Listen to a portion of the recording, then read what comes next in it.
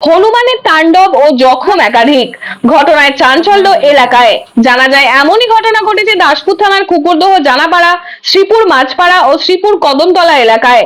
ঘটনায় এলাকাবাসীর কাছ থেকে জানা যায় গত কয়েকদিন ধরে ওই এলাকার বেশ কয়েকটি হনুমান ব্যাপক হারে তাণ্ডব চালাচ্ছে।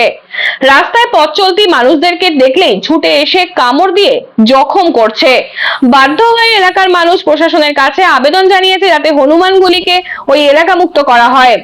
যে সমস্ত ব্যক্তিদের হনুমান কয়েকদিনে কামড় দিয়ে একেবারে জখম করে দিয়েছে তাদের নাম যথাক্রমে খুকুমণি জানা, কুকুরদহ জানাপাড়া, জয়দেব ভূঁইয়া শ্রীপুর, ছবিরানী পড়িয়া শ্রীপুর কদমতলা ও শ্যামলী ভূঁইয়া শ্রীপুর মাঝপাড়া। জানা যায় শ্যামলী দেবীকে গত 3 দিন আগে পাড়ার একটি মাচায় বসে থাকাকালীন ছুটে এসে একটি হনুমান এমন কামড় দেয় তাকে সঙ্গে সঙ্গে ভর্তি করা হয় পাঁশকুড়া সুপার স্পেশালিটি হাসপাতালে। বর্তমানে তিনি চিকিৎসাধীন। এলাকাবাসীদের কাছ থেকে জানা যায় প্রায় 10 জনের উপর ব্যক্তিকে হনুমানগুলি জখম করেছে। তাই প্রশাসনের কাছে এলাকাবাসীর আবেদন হনুমানগুলিকে উদ্ধার করে এলাকাকে হনুমান মুক্ত করা।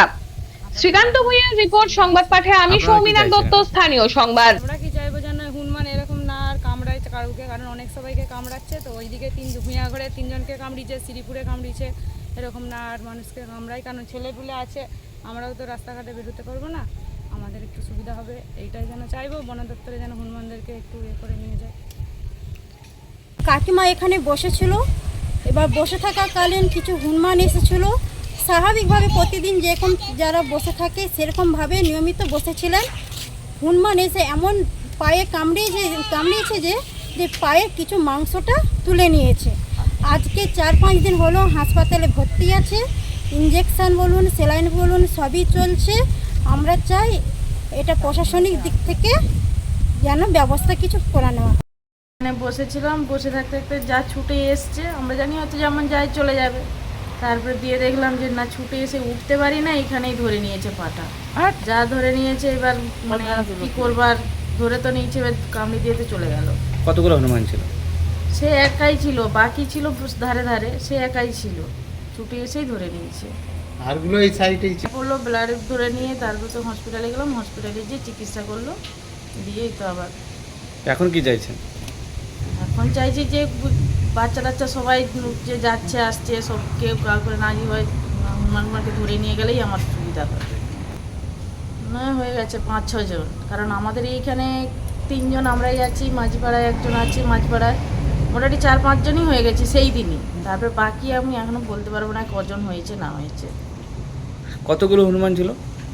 হনুমান এসেছে 8-10টা, কিন্তু এবার যেমন সব দিন আসে যায় ঘুরে সেটা নিয়ে দিচ্ছে, কিন্তু ও যে ছুটে এসে ধরে নেবে এটা ভাবতে পারি না। কতদিন ধরে এই এলাকায় আছে হনুমানগুলো?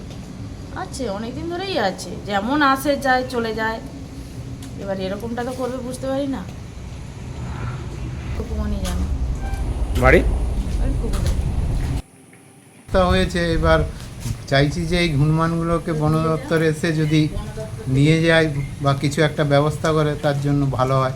এই যে 10-12 জনকে কামড়েছে, এই করেছে, আমাদের বাচ্চারা যায় স্কুলে, তার জন্য কোনো যদি প্রশাসন বা বন দপ্তর কিছু ব্যবস্থা নেয় খুবই উপকৃত হবে, সবাইয়ের উপকারই হবে।